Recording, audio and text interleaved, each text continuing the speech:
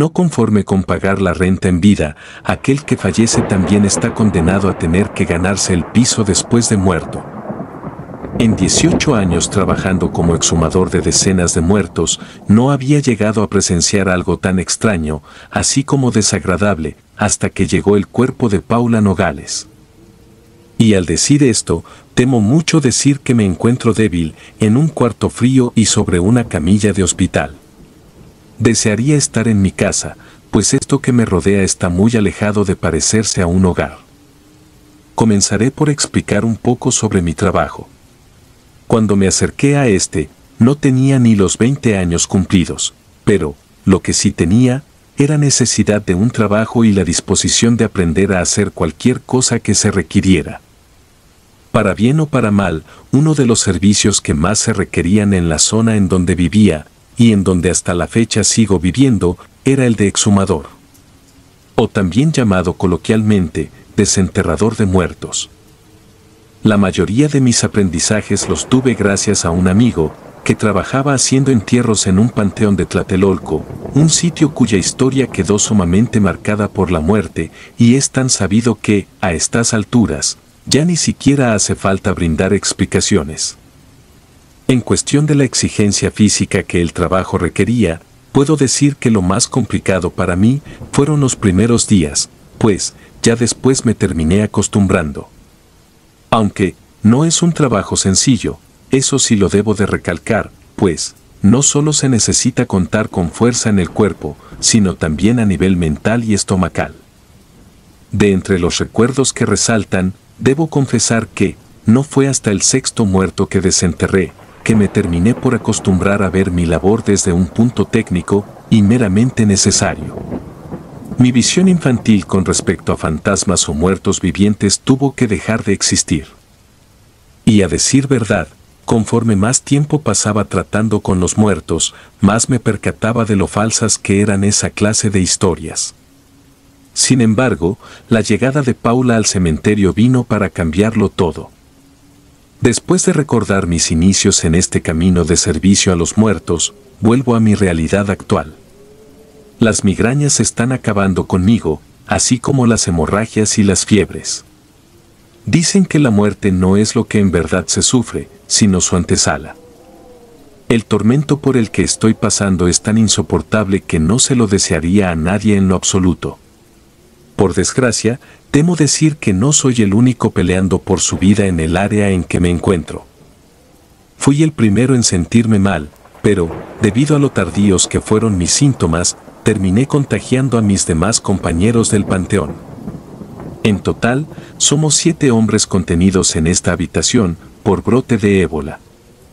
Y los doctores dicen que, si no tomamos las medidas necesarias, se puede desencadenar un escenario catastrófico a nivel incontenible. Supongo que el lado bueno es que estamos apartados aquí, gracias a Paula. El cadáver que nunca debió de ser enterrado, ni tampoco desenterrado. Hoy recuerdo su tumba con cierto resentimiento, rodeada con rosas blancas por cada rincón y con una estrella remarcada en la parte superior de su lápida. Paula García Nogales. 1981-2023.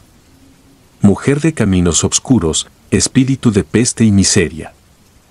Yo estaba presente la tarde en que se llevó a cabo su entierro. Sus familiares se veían como cualquier otra familia que lamentaba la pérdida de su difunto. Llegaron sin nada anormal, vistiendo de luto y llevando flores. Resultaba algo difícil de creer, pero, a pesar de que para una familia la muerte de alguien representaba un evento exclusivo, para nosotros era el pan de cada día. Ahora bien, como dije antes, en mi trabajo rara vez me llegué a enfrentar a algún evento paranormal. En el cementerio no pasaba de quizás ver alguna sombra moverse o escuchar algún susurro, cosa que no representaba un verdadero motivo para estar aterrado. No obstante, desde el recibimiento de Paula, fuimos obligados a creer no solo en las almas en pena, sino también en las almas enfurecidas, deseosas por llamarle a uno la atención. Y sin que se cumpliera un mes desde su entierro, mis compañeros, quienes igual eran personas serias, empezaron a quejarse entre ellos de haber visto a una mujer descalza, caminando cerca de la lápida perteneciente a Paula. Y tomándolo con seriedad, mencionaban que ésta usaba un vestido negro, que le llegaba por debajo de las rodillas. En cada ocasión en que alguno se la encontraba, siempre se hallaba de espaldas, por lo que nadie le había logrado ver la cara aún. Y lejos de temerle a un espectro, creo que nos daba un mayor pendiente el hecho de que se pudiera tratar de una persona intrusa jugando entre las tumbas. Creí que yo no la llegaría a ver, mas fui el último al que se le apareció. De igual manera, estando de espaldas. Antes de encontrarle la forma de persona, a lo lejos solo me pareció una mancha negra. Dado que no tenía miedo de lo que pudiera encontrar, me apresuré a caminar hacia esa tumba. Como si aquella mujer ocultara su rostro a propósito, no importaba cuánto caminara en diferente dirección, ésta se volteaba al otro lado, para que no le viera la cara. La confusión, en lugar de motivarme a alejarme, lo que hizo fue hacer que crecieran mis ganas de llegar cuanto antes. Al conseguir estar a casi 1 metro de ella, la figura de esa mujer desapareció, dejando una gran estela de humo. Se vio como si alguien hubiese estado fumando allí desde hace un buen tiempo. En cuanto el humo cubrió mi vista, escuché un lamento que me dejó paralizado. Pues jamás había oído algo tan escalofriante y profundo. Por el eco que ocasionó, supe que no se trató del grito de alguien vivo, pues, nosotros los vivos nunca fuimos capaces de hacer que nuestro dolor retumbara en el viento de esa manera. Pronto lo lamentarás, exhumador, me pareció escuchar a lo lejos. Y aunque se trató de un fenómeno sin explicación y que me ocasionó inquietud, no me habría darle poder al reciente evento, ya que, al menos una regla fundamental para mí, era la de no perder la cabeza y la seriedad en la sugestión y el miedo.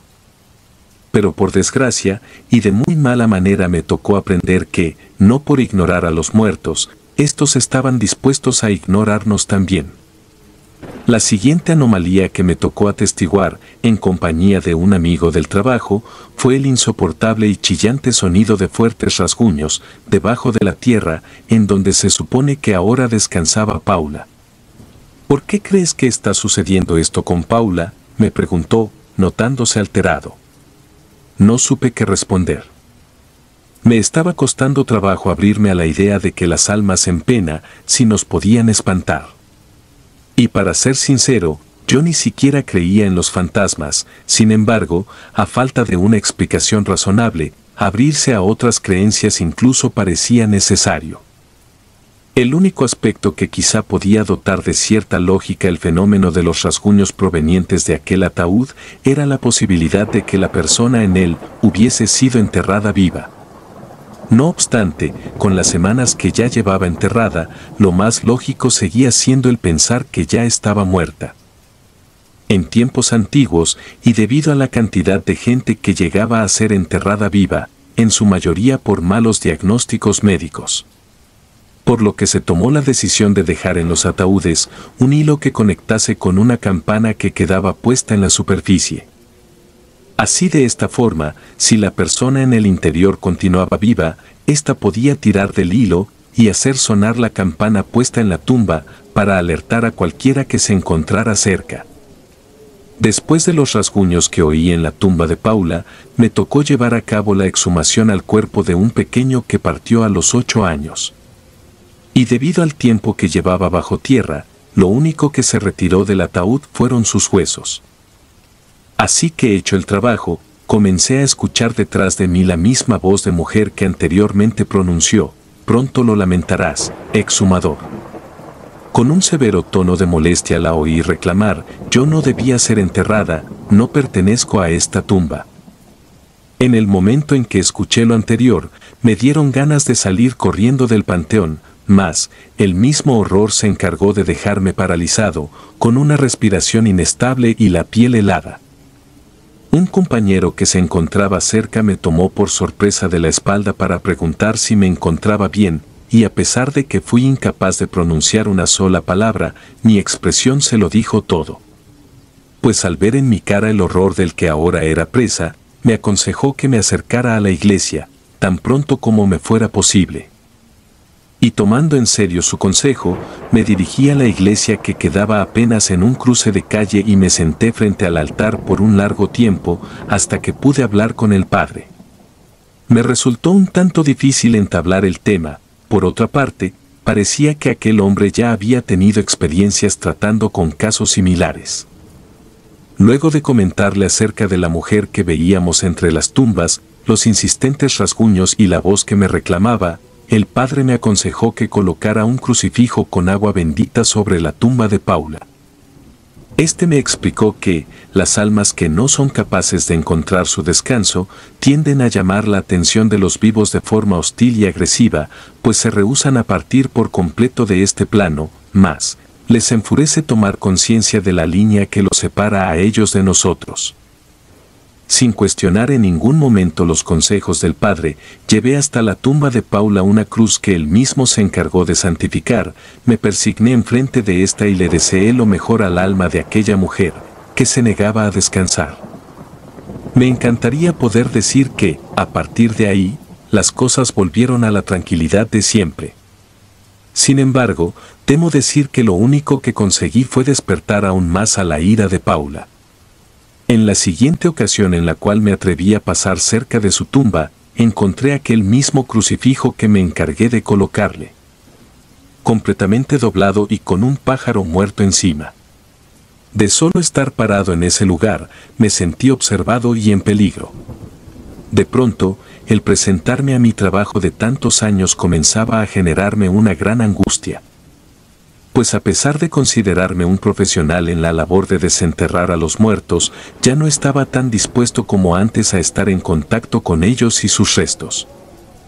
En la madrugada en la cual se cumplían 2 meses desde el día en que llegó Paula a nuestro panteón, tuve que pelear con mi propia inquietud antes de poder dormir.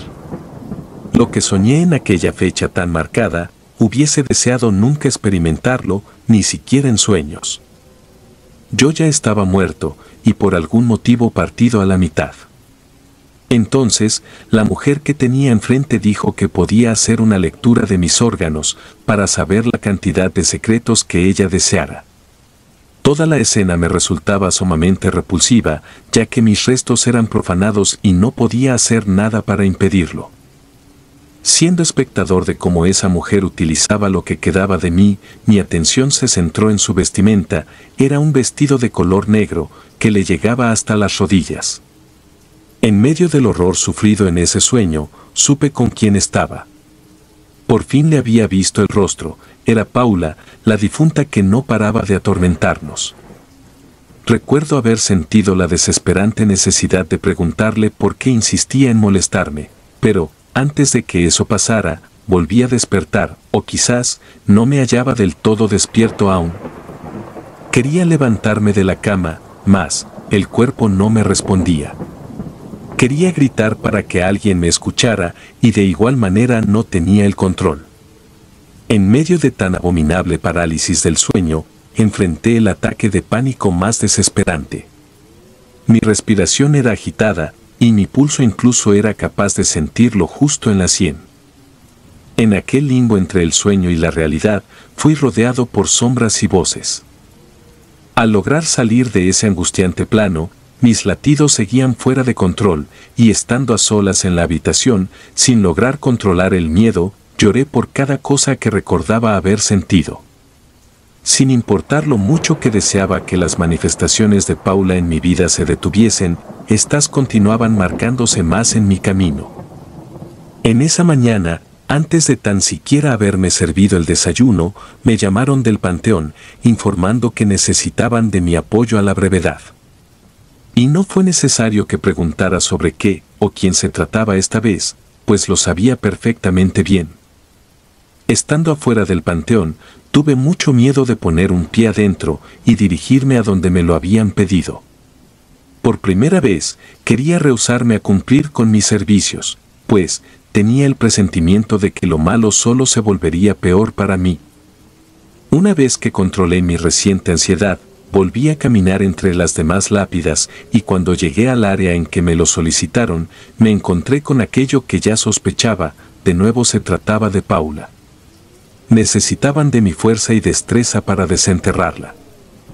En esa fría mañana, no habían sido sus familiares los encargados de visitarla, sino un grupo de personas extrañas, con expresiones demasiado serias y túnicas de color café. Estos dijeron que contaban con un permiso legal, el cual solicitaba llevar a cabo la exhumación de Paula. Las normas legales prohíben que se lleve a cabo el desentierro de cualquier difunto, antes de que se cumplan 7 años a partir del día de su entierro. Esta ley puede cambiar en casos puntuales, como, por ejemplo, por cuestiones relacionadas a algún crimen o alguna violación a las creencias espirituales del difunto. Paula no debía ser enterrada, me mencionó uno de los hombres en túnica, viéndome con coraje, como si yo me hubiese encargado de tomar aquella decisión. Y antes de que comenzáramos con el tedioso procedimiento de exhumar a un cadáver, con menos de medio año de descomposición, me atreví a dirigirme con esas personas, para preguntarles sobre aquellos aspectos que no me dejaban dormir. ¿Por qué Paula no debía ser enterrada?, les pregunté.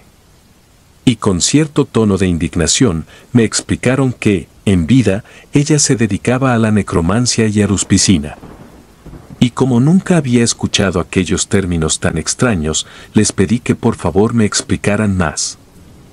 Por lo que entendí, tanto la necromancia como la aruspicina estaban relacionadas al trato directo con los cadáveres para llevar a cabo invocaciones o hacer lecturas sobre el futuro. Y el hecho de enterrarlos dentro de un ataúd resultaba una violación para el espíritu del practicante.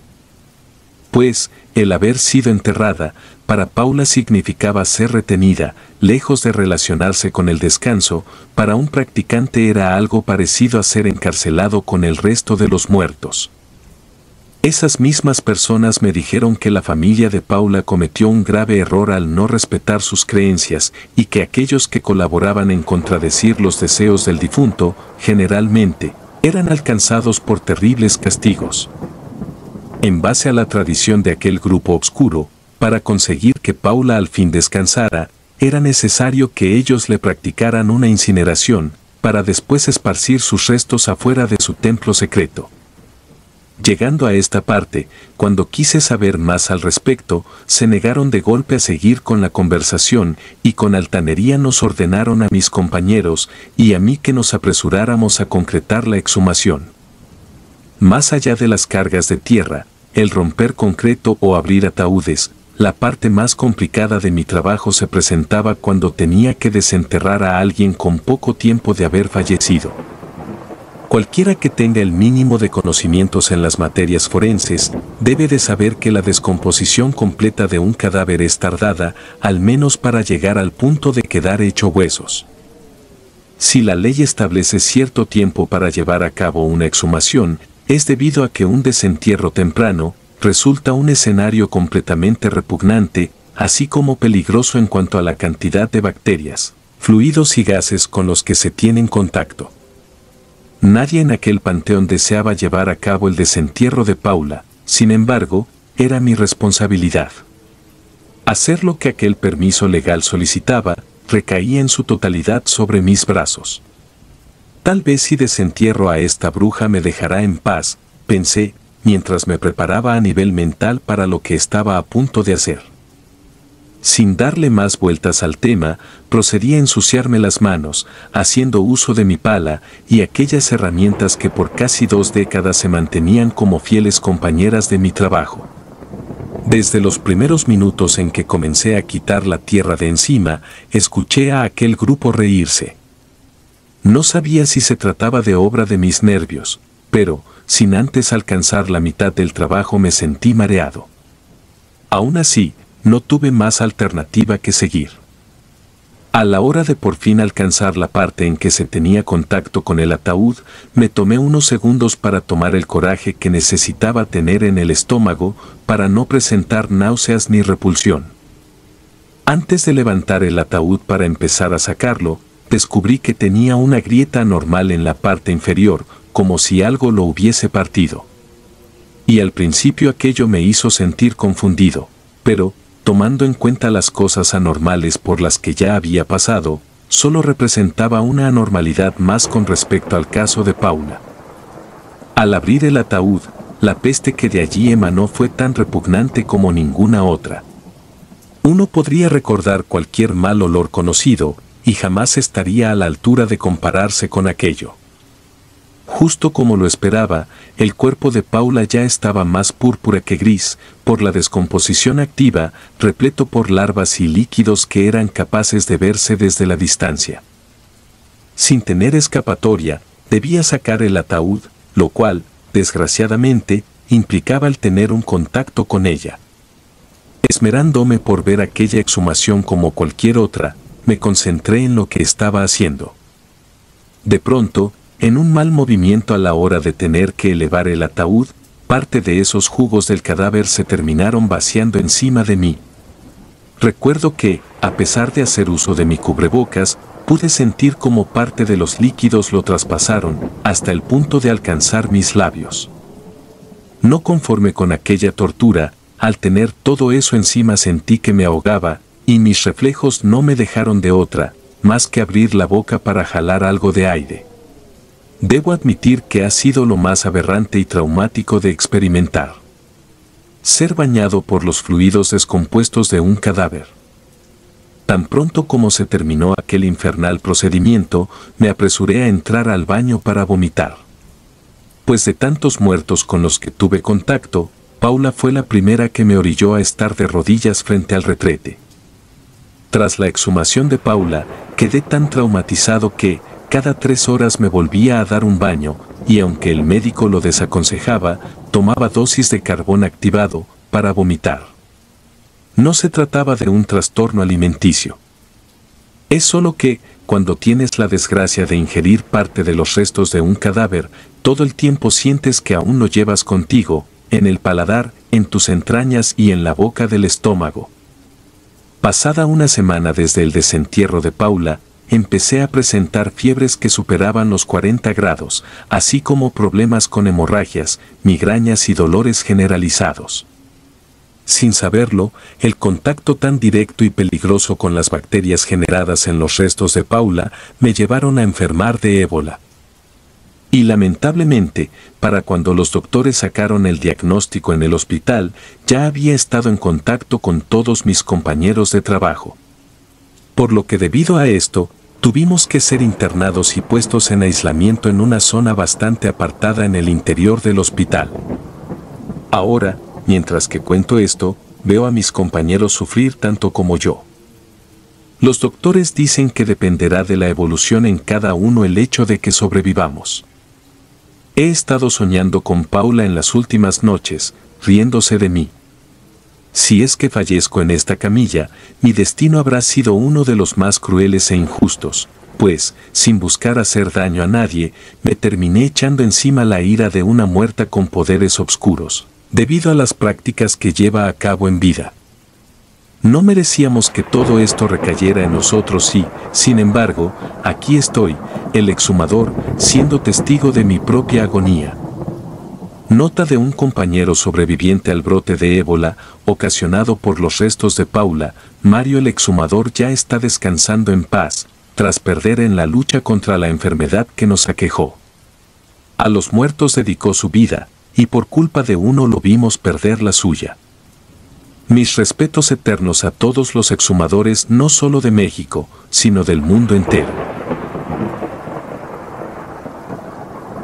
Si te gustaron los relatos, me gustaría que me apoyaran con un like o haciendo un comentario, ya que eso nos ayudaría bastante. Y si no estás suscrito o suscrita, te invito a que lo hagas para que no te pierdas lo mejor de relatos de terror. Sin más, gracias. Relatos escritos y adaptados por D.A. Martín.